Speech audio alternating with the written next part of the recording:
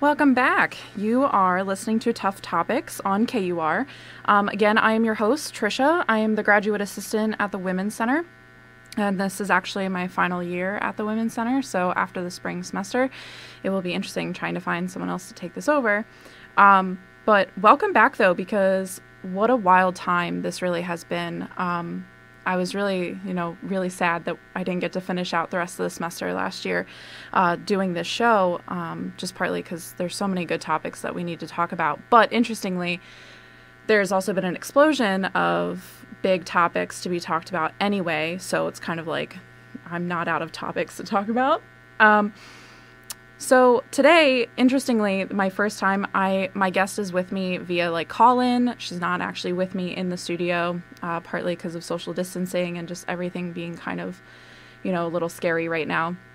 But I'm going to let them introduce themselves, and yeah.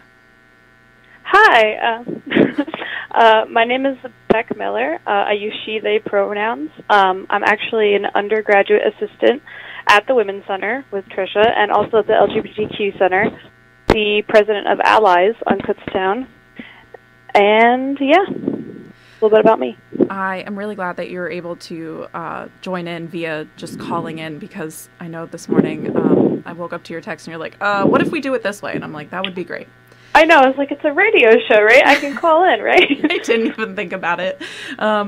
So even though, oh man, I don't really know where to start. I feel like part of me wanted to do this show because I think it's a great topic to talk about in general. And I mean, everyone's talking about Black Lives Matter right now, so I also wanted to take a break from that as well. Even though in future shows I do have plans to kind of bring that up and talk about that. And, the next show on September 4th actually will be looking at privilege. And I'll be having our social work intern join in on that one. I guess before we really dive into today's topic, I do want to I kind of want to do a little pitch of stuff that the Women's Center and the LGBTQ plus Resource Center is still, we're still here, we're still doing stuff. Actually, Allies and both FMLA are still meeting. They're meeting virtually at 11 a.m. I think you can find their various Zoom meeting IDs and things like that on social media. And what else do we got going on? Next week we have the Involvement Fair, and It's On Us is doing a recruitment at the Alumni Plaza, and a pledge drive for that too. And then we also have, for It's On Us, the Info Night, and a new program that the LGBTQ plus Resource Center is bringing to you through Justin Trice, who is the GA for the LGBTQ plus Resource Center, is a gender talk series via Zoom as well, and that's at 7 p.m. on the 10th. So everything I just mentioned is on the 10th. I almost forgot that I didn't mention the date. And then a new little programming that I'm bringing to the Women's Center is a support group called Coping with COVID. It's going to meet every 3 weeks. The first one will be on September 18th at 11 a.m. I will be putting out a poster for that soon with the meeting ID and everything like that. And so I'm really looking forward to that. And then the director, Christine Price, she just started a new little series called Equality Talk. We just had our first one on September 2nd. That one looked at the 100th anniversary of the for women gaining the right to vote. It's a lot to say. But the next one will be on September 30th at 3 p.m. And that one's going to be looking at Title IX changes and things like that with Title IX coordinator Jackie Fox. So that's what we got going on for September. And like I said, we're still here in those centers. If you need any support or any questions, or if you need a quiet, small space to do your class in, definitely feel free to stop in and things like that. So today's topic that we're going to talk about is what it means when we say things like gender nonconforming. I think that sometimes when you're in the communities that we're in, like a queer community or a woman-based community, we tend to throw around terms like that we don't really stop to think and analyze maybe how people may not actually know what that means, and we could actually be excluding people from the conversation by not taking a second to to ask. Today I was doing some research for this, right? And I was looking at this PowerPoint that I, for some reason, have on my Google Drive. I don't know why it's there, but it's there. And it's a general PowerPoint just about what it's like to be, or I don't even know if it's what it's like to be, but things centered around gender nonconformity. So it looks at like a trans identity, what it means to be non-binary. And then I realized that I kind of conceptualize gender nonconformity very different, I think, than someone that is trans or someone that is non-binary, because the way I look at it is how you are not upholding various gender roles that society has placed upon you. I guess I should go back a little bit, though, and maybe mention what the definition of gender nonconformity even is. So if you do just like a little quick Wikipedia search, Wikipedia's definition is that gender nonconforming is behavior or gender expression by an individual that does not match masculine or feminine gender norms. So I'm gonna just keep rolling on this this like little info session about what gender nonconformity is.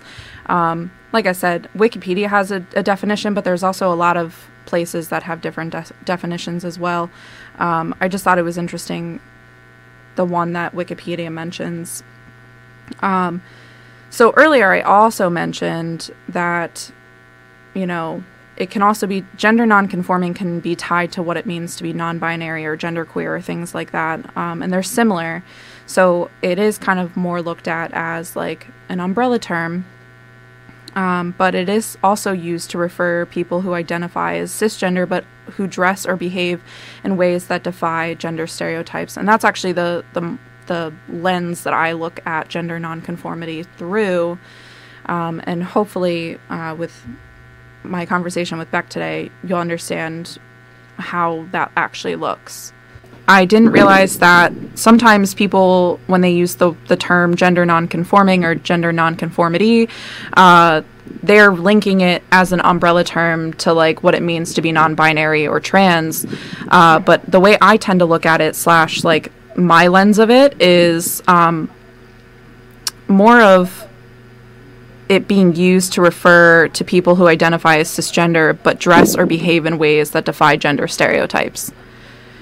And that was actually like the lens that I like envisioned for today. Okay. What do you mean, the lens that like you want to like talk about our different ideas about gender nonconformity? Yeah, like I had provided the definition for gender nonconforming via Wikipedia. Oh. And that is more of like, is behavior or gender expression by an individual that does not match masculine or feminine gender norms? Yeah, I mean, for me personally, I mean, I think it's with all these definitions, especially when you get into gender, you really have to ask the individual what it means to them, because there are certain terms I do identify and I don't identify with. I mean, I didn't identify with non-binary for the longest time. I used to identify with agender. It's just like this big mess, but I think like throughout all of it, I've always been gender nonconforming, and I've seen myself as that, and I've identified as that. But I think, you know, cis people can definitely be gender nonconforming. It's just basically any kind of like expression that doesn't match your, and these are big air quotes, like gender, because you know, that's a whole big mess. But like femininity and masculinity are also arbitrary, but they're just these little roles that we play, but in society, but some of us play them differently. And I would just call that gender. That's what gender nonconforming is to me. Just, I dress more masculine. I feel more masculine. I wouldn't necessarily identify as trans. I do identify tentatively as non-binary, but that's a recent thing. So, like, I'm woman-ish. I'm kind of a woman. So the way that I dress would not necessarily match, quote, the gender, quote, that I am.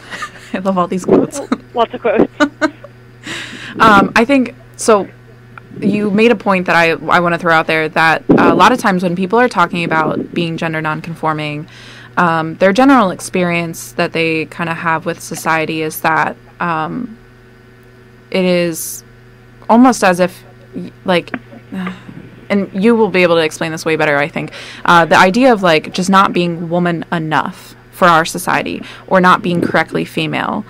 And yeah, so maybe you can share on that experience.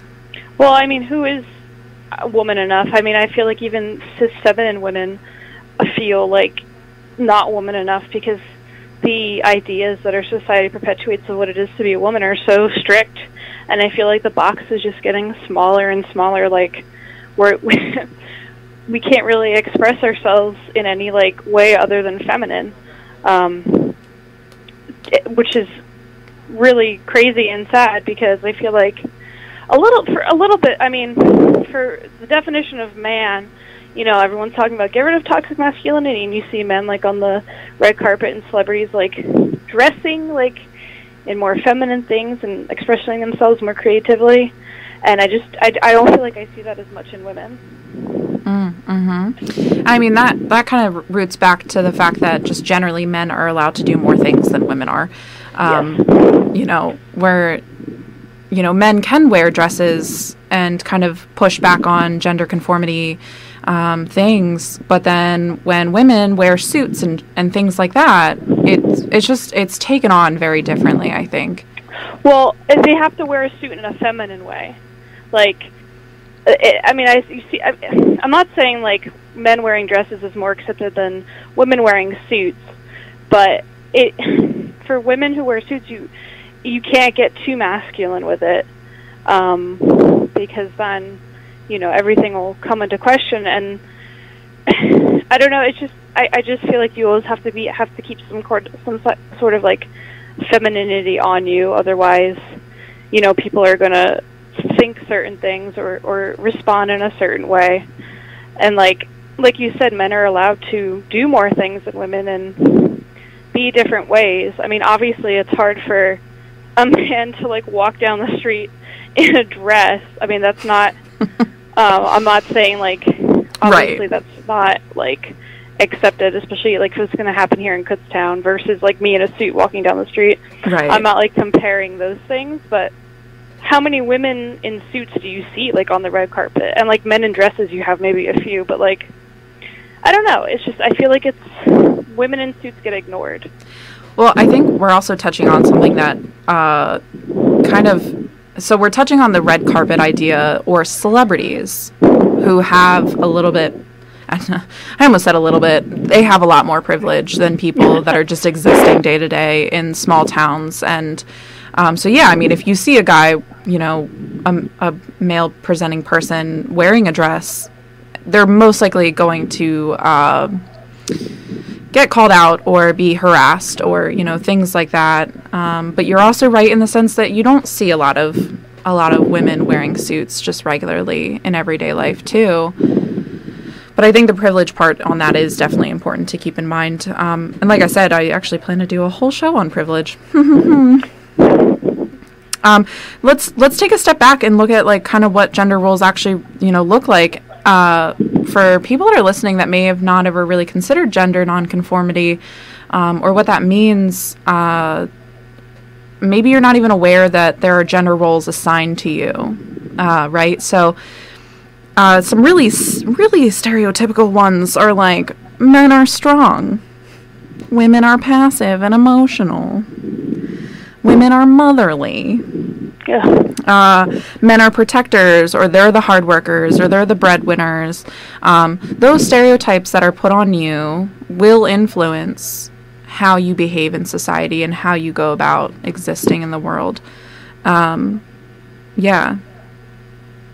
Just generally, like, what has your experience been like as someone that, you know, identifies as, you know, non-binary and kind of goes against some of these stereotypes technically in, you know, in society?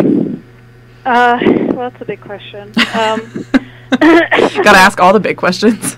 Okay, yeah, I mean, my experience is, it's like, I see every day, like,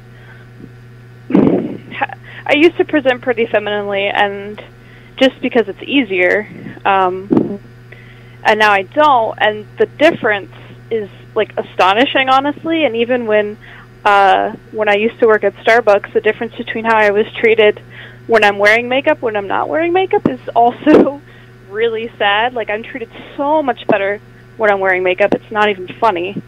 The way I get treated at doctor's offices, now that I'm gender nonconforming, I don't shave my legs, I don't shave anything, and it's honestly a scary experience, like, going in for any kind of, like, gynecological checkup, because I had a really bad experience once with a doctor who kind of, like, scowled and was super rough with me after seeing my hairy legs.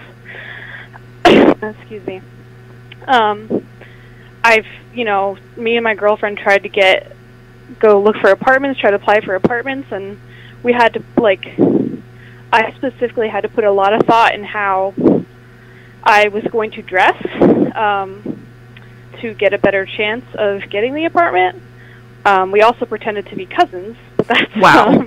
Yeah, I mean, it's a small town, and, like, I don't want to take any chances of not getting something. We didn't end up getting them, not surprising, but I tried very hard to be as feminine as I could with the wardrobe that I have and with how comfortable it made me feel. But, I mean, I could fill up 3 hours with the difference, like, how I'm treated now versus how I was treated when I was presenting femininely. And that's why I feel like a lot of women don't have that experience of, like, presenting femininely and then stopping and seeing that difference.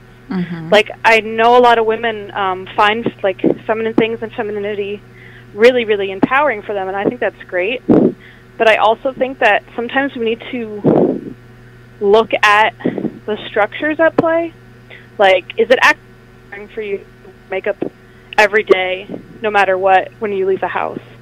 Is it actually empowering for you to, like, shave your legs all the time, every single day, and, like, do all this stuff, or are you just afraid of how society is going to treat you? I mean, those are great questions, and I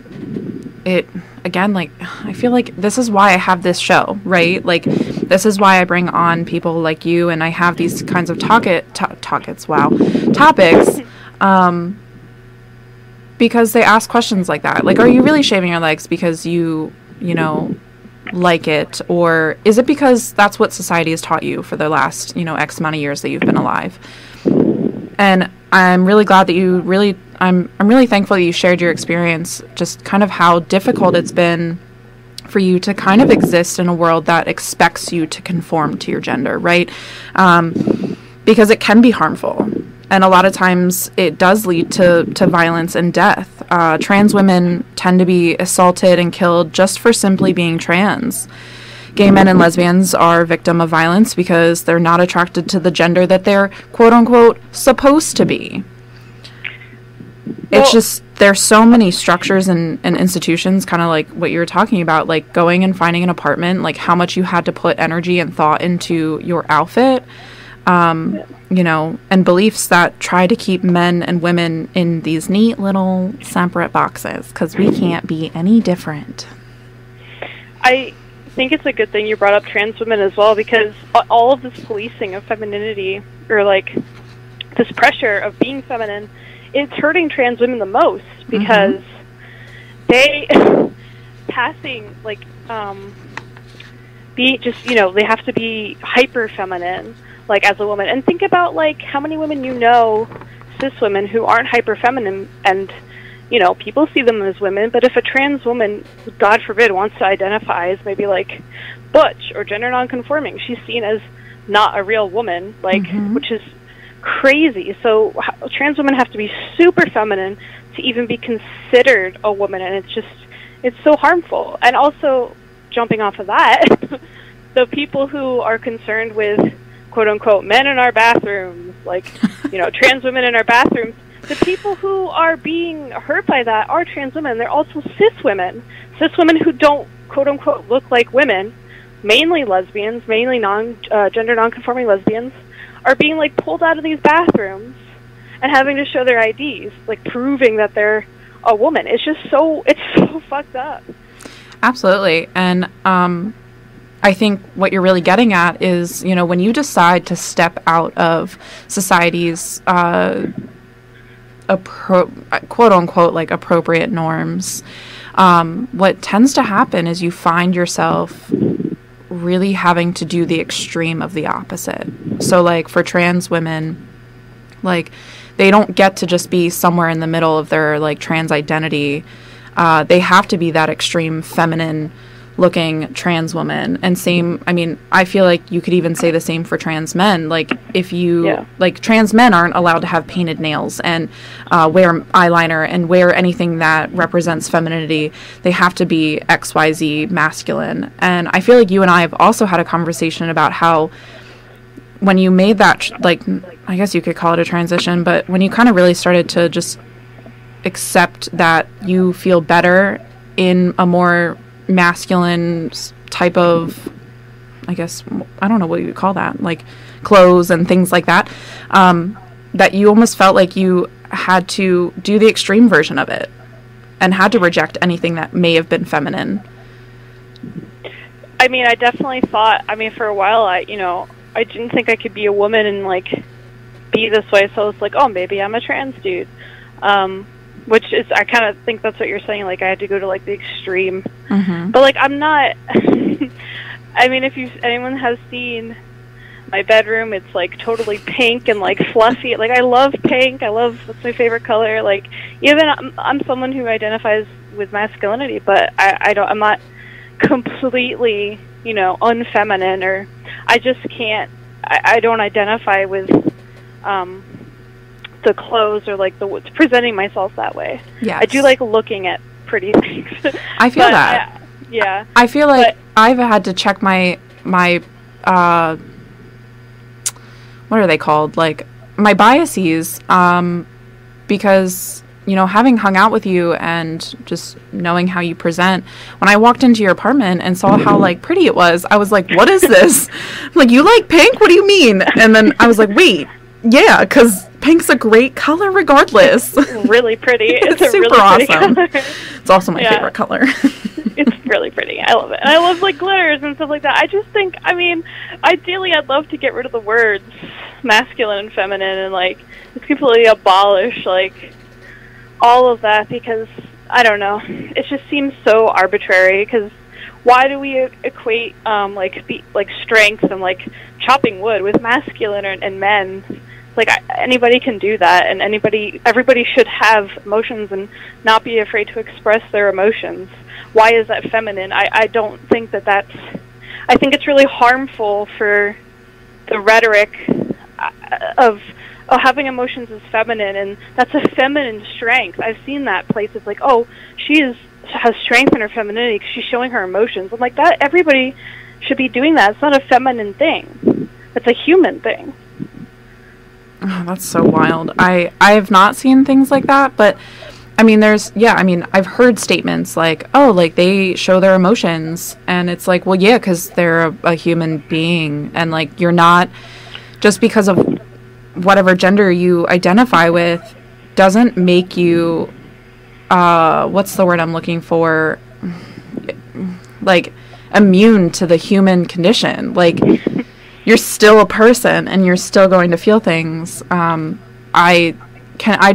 of me can't imagine like what the world would do if we just got rid of like gender and the concepts of like femininity and masculinity. Yeah, I would love that. That's great.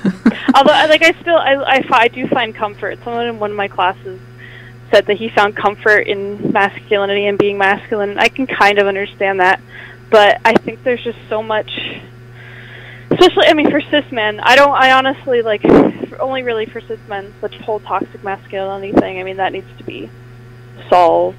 But I also think there's a femininity that can be particularly toxic in cis women, and it's the, you know, the constant policing that women do to each other, like picking apart makeup or outfits or anything like that. I mean, that's really toxic. I think that's horrible.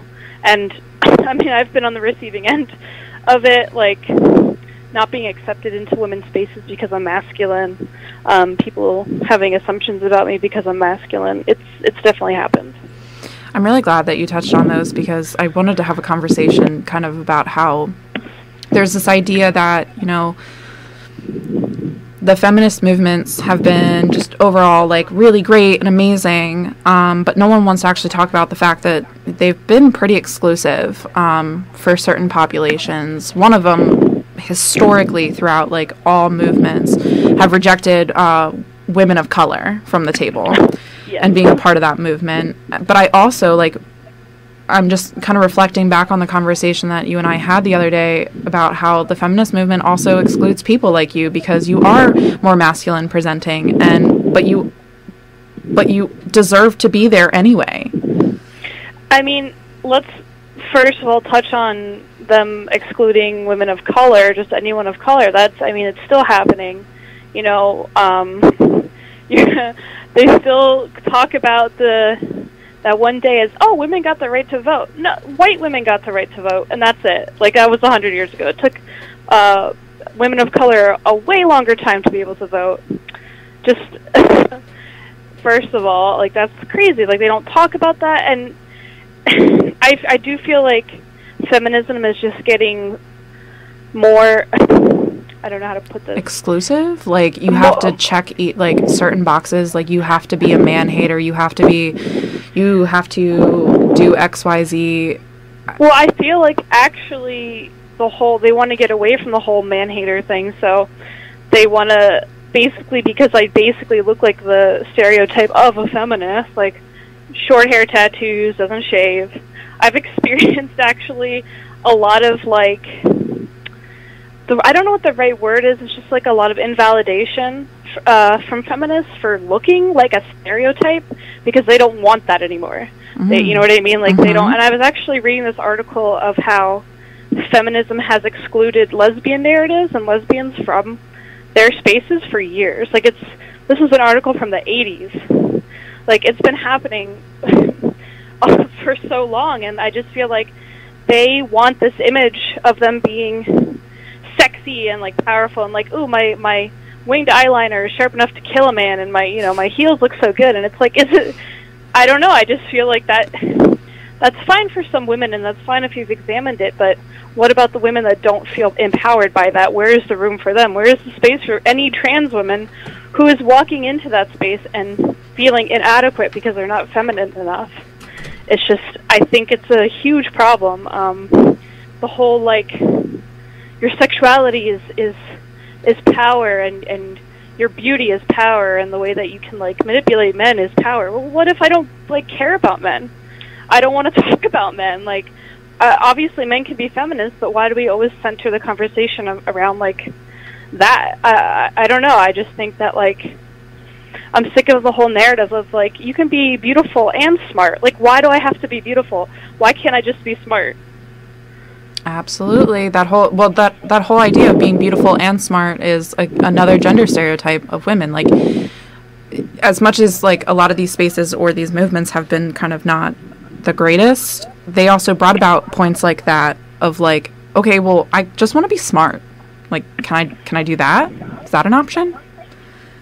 I know. It's like, why do we have to find everybody beautiful? Why is plus size beautiful? Why is this beautiful? Why can't we all just be neutral? Or like, I just think it's such, instead of expanding what we see as beautiful, why don't we just get rid of it altogether? I don't know.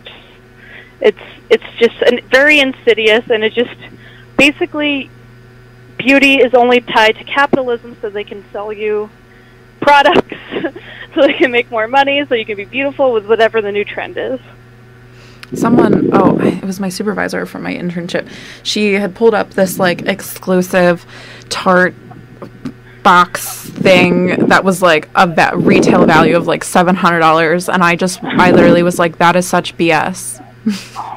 $700? Yeah, and I don't even know why, because it was just a regular palette of like regular colors that they probably already produced and put in other palettes, but you know. I mean, I've spent hundreds of dollars on makeup back when I was trying to be feminine. I spent hundreds of dollars on makeup. I swear I couldn't leave the house without having a full face. I was so ugly without it. Like, and now I don't do anything and I'm fine. You know what I mean? It's just it's so crazy, the difference, like, of, like, your thought processes. Absolutely. And again, you keep speaking on, like, how much society influences how we view ourselves and how we don't feel comfortable or do feel comfortable in our gender identity and expression. You know, there was, I keep going back and forth between wearing makeup and not wearing makeup and which one I feel comfortable in. There's times I'll do a full face and I feel amazing and I love it and I feel empowered by it. And then there's days like today, a Friday, where I woke up and I was like, nah, not happening today. And that's also okay. But in the moment, I also was like, oh, but, like, what if someone doesn't look at me as, like, professional, or, like, judges me or asks me, are you okay? Stop asking women if they're okay when they're not wearing wearing makeup. Just don't do it. Are you sick? That used to happen to me all the time. Do you feel okay? Yeah.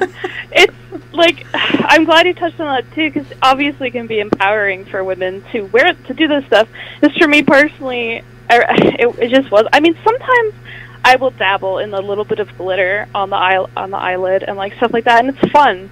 Like, but I can't do the whole, like, full face, and that's the thing, is, like, when you decide not to wear makeup, I think it's important, or when you're wearing makeup, like, am I afraid of society's reaction? Yes. Or am I expecting something from its reaction? And just for anyone that's listening and anyone that will listen to after this when it becomes more of a podcast version, when you say or ask questions like, hey, are you feeling okay? Like, you don't look so good. That reinforces our literal thought of why we need to wear makeup. Yeah. That is a part of the problem, and that is a part of how society's gender stereotypes keep continuing. And it's, you know, when you ask questions like that, I have no doubt that when you're asking it, you're not trying to be rude and you're not trying to be mean, and you may actually be slightly concerned for your friend, but is it really that helpful? It's just another way to police women's bodies. Like, men don't have to wear makeup to be attractive. Like, so I don't understand, like, why women have to do all this extra stuff to be deemed as beautiful, and in our society, beautiful means worthy. So if you're not seen as beautiful, you're not seen as worthy, and I think that's the thing that I struggle with the most, is that my worth has felt like it's gone down a lot. And I know it doesn't actually have to do anything with my worth as a person, but it's hard to keep that feeling when all of society feels a certain way. It's just really difficult. It's absolutely difficult, especially, like you said, when a society, definitely our whole society feels a certain way. And two, and when you just, the daily responses that you get on your outfit choice or your hair or the fact that you, like, I'm sure that some of the days that you're wearing the glitter eyeshadow or whatever it is, people are probably like, wow, that's so pretty. You should do that more often. Literally every single time.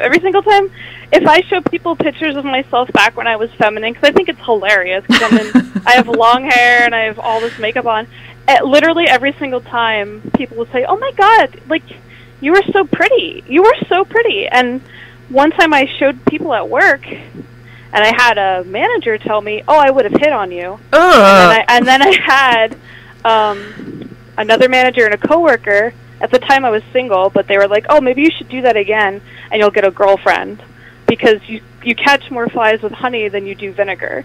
Whoa! Yeah. Oh, this is constant in my life. It's horrible. So yeah, they're it was, I was like, do you know anything about lesbians? But I was like, I don't get into it. I'm like, lesbians, some girls actually like the whole ugly look, as you put it, the whole vinegar look. Quote unquote. Yeah, but I definitely, I struggle now, like, feeling unprofessional because I don't wear makeup. And it's definitely something that other people view as unprofessional. So we've definitely touched on, like, what we would prefer in these moments. And we touched on, like, just not commenting on our looks, or I'm saying our as if I also identify as your things, and I do not. I am cisgender, and I present more femininely. But that's what I'm saying. It affects every single woman. This is Yes. not just like these things aren't just about me. It's about a cis woman who is feminine, who sometimes doesn't want to do certain things, and she will get comments. It affects everybody. Yes, that's a very good point. I was like, wow, I don't feel like I should be talking on that. And then I was like, oh, wait, I have very similar experiences. I mean, yeah. So we've talked about how, like, what we would prefer people not to say. What else do you think would be really helpful for anyone that's listening and may have never, like, heard this topic before? How can, like, that person move forward and try to be better? I just think not making any comments on anybody's appearance, unless it's positive, with the way that they look now, is important. Honestly, just be careful with certain word choices as well. Like, if you don't know how someone identifies, you just ask them. It's more about starting a dialogue. Because, like I said, not everyone, experiences gender nonconformity the same way that I do, or being non-binary the same way that I do, or anything. So it's more just about, like, opening up a dialogue and just realizing that, like, something that you say that you might think is a compliment, like, isn't. Like, if someone shows you a picture of their past and they don't look like that anymore, don't say, oh, you were so much more attractive. Yeah, that, I mean, you would think that's, like, pretty straightforward, but... I don't know. Oh, man.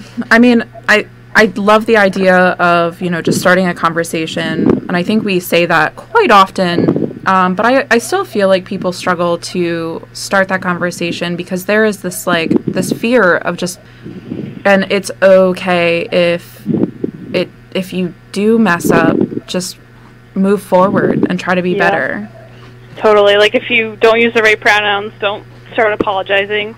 Just say, oh, I meant this pronoun, and then just keep talking. Yeah, and if you're entering territory of something that you've never talked about, or you're not necessarily comfortable, or you're, like, kind of like, I don't know how to talk about this, just say, hey, I've never talked about this before, but I want to know more. I'm sorry if I may say wrong things. Feel free to correct me. I think there just needs to be more acceptance around asking people to correct you if you are wrong. And also, like, think about, like, include them in, like, people, like, gender nonconforming people and trans people into your, like, discussions and your narratives. Don't always expect them to be the ones talking about it, because sometimes it's not comfortable for them, or they're just not there. Like, just put, like, we're normal people. Yes. Just talk about us. And also, on the flip side of that, because we're like, hey, do this, but also don't do that.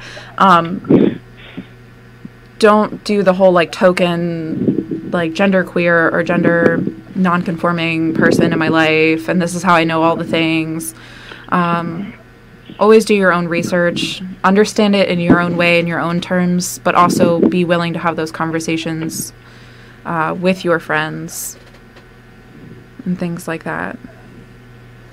Yeah, I think it's easy for us because we are kind of surrounded by LGBTQ people, so I kind of take that for granted, and I am one, so I don't really think about that aspect of other people's lives, about, like, trying to the way to navigate it and stuff like that. Yeah, I mean, like I said, I think I've said this maybe, that I just lost my train of thought. Sorry. You know, working in the center and doing the work that I do, I love having this show because as much as I think it's, like, redundant to talk about these things on my end, there's people out there that are listening to these topics for the first time and have never heard words like gender nonconforming or non-binary, or I almost said lesbian, but I was like, they probably know that one. And I just love that, I don't know, I love that I get this opportunity to, like, have these conversations and things like that. So. Yeah, and I never think that anyone actually wants to hear but me talk about this stuff. So usually I just rant about it to my friends. Well, I think society has told us that they don't want to listen, right? Yeah. And that's how we end up with all these stereotypes continuing, is because we're told that no one wants to learn. No one wants to, like, bend to us. So, and like I said, it's not, I mean, every cis woman I know feels trapped a little bit by all the things that they are told to do. There was a study I just read, I can't remember the exact statistics, but the pressure of beauty and, like, having to wear makeup is, like, extremely, like, extrinsically tied to depression among women. Like, it makes them depressed, like, the societal pressure of that. Yeah, absolutely. I mean, when you're constantly trying to live up to certain expectations and pressures, it's gonna wear on you. Yeah. And, like, you've even mentioned that you've had to figure out how to feel worthy because society has told you that because you don't present a certain way, you're not worthy, and everything else in between. Yeah, that's honestly something I still have to unpack. It weighs on me quite a bit. What has been, like, really helpful for kind of trying to find that worthiness in yourself? Just not basing it on other people. Honestly, you can't really base it on anything except for you're a human who deserves respect. You can't base it on your relationships. You can't base it on your achievements. You just have to base it on you being alive and knowing that there are other people who feel like you, and you find worth in those people, so you should find worth in yourself. That was a good quote. I know. Wow, thank you. I enjoyed that a lot. Yeah, I mean, a lot of the times when you're trying to break down gender stereotypes, you have to really break them down and figure out how you feel about them and what it means to you to exist in the body that you're given, and how you want to kind of put yourself out there as a person. Exactly. Well, even though we had technical difficulties, I still feel like we're in a good place to wrap up the show. I really enjoyed having this conversation again with you. The first time it was a little bit more heated and exciting. Yes, just a little bit. But I'm really glad that you were willing to share your experience and, just provide insight as to what it's like for, to live as someone that presents differently than their gender and, what that kind of looks like to you. Yeah, and I think also, like, I'm not trying to rant again, but it's not even different than my gender, you know what I mean? It's like, women can be masculine, it is a thing that happens, and we need to accept that. If we can accept that men can be feminine, then women can be masculine. And yes, tomboys are a thing that exists, but if you're a tomboy past the age of, like, 10, you know, that's not acceptable. I literally just sat here and thought, can you actually identify as a tomboy? Which, you answered my question, which is yes. It's just society is like, no. Yeah. Because you never hear someone, like, in their adult life be like, yeah, I'm a tomboy. Nope. It's pretty much, not beat out of you. I can't really think of another word. It's like societal pressures beat it out of you. Because you have to start attracting men. And men don't want masculine women. Wow, some phrases really just make me feel uneasy, and it's the one that you just said of, you have to start attracting men. Yep.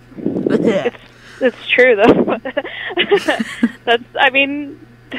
Being a woman in society is about attracting men, which is why a lot of lesbians have a hard time identifying with their womanhood, because they're not trying to attract men.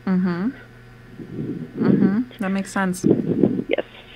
Well, I guess that will be it for today. I think this will also, as normal, it will be converted into a podcast if you're interested for later listening, or if you want to listen to other ones, definitely check it out on YouTube. Just search Kutztown University Radio, and you can do the same thing on Spotify as well, and just look for Tough Topics and things like that. So, yeah, this has been Tough Topics on KUR, and I'm your host, Trisha, and I will see you next time.